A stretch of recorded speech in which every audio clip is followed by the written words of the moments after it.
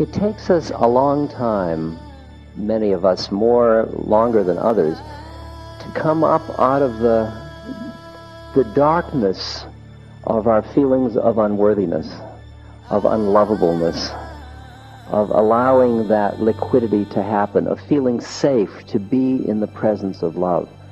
When I first experienced my guru loving me, my mind kept flickering with the thoughts of, if he only knew.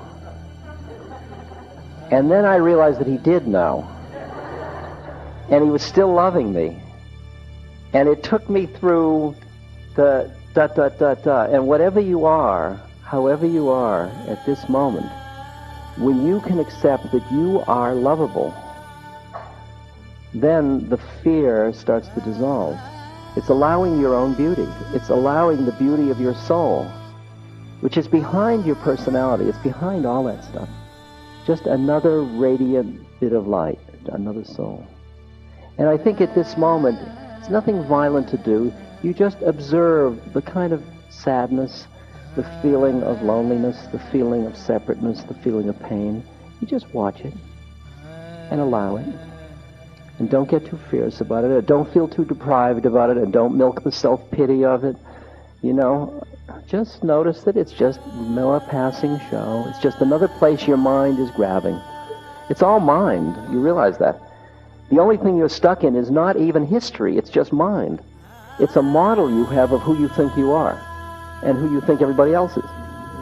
That's all it is. That's exactly what's causing your suffering at this moment, is your own thought forms. And you're clinging to them and saying, this is real. It's like somebody who sees a rope and they think it's a snake and they get frightened, and then somebody says it's just a rope, and then suddenly they're not frightened anymore. And it's as simple as that. It really is the mind. And that's finally why you're driven to work on your mind, to quiet your mind, because you see the way your personality is really just a series of thoughts that you keep investing. Like the first moment you felt the sadness or the loneliness or the emptiness or the pain, that started a whole track of, oh, this is like I've always felt in the past, and you started to build the whole storyline all over again. And it's at that moment, it's just, sadness. Oh, yes. Comes and goes. Because I would say that most people in this room, if you scratch the surface, you will find some residual unworthiness from just having grown up on Earth. I mean, it's interesting because you don't understand that the personality itself is rooted in fear and vulnerability. That's where the root is of it. Because you go from being, can you imagine being the baby that is everything in the universe to starting to be this little vulnerable tiny thing. And the first time you realize there are big forces and you're not them, how incredibly inadequate one must feel if you could give words to it.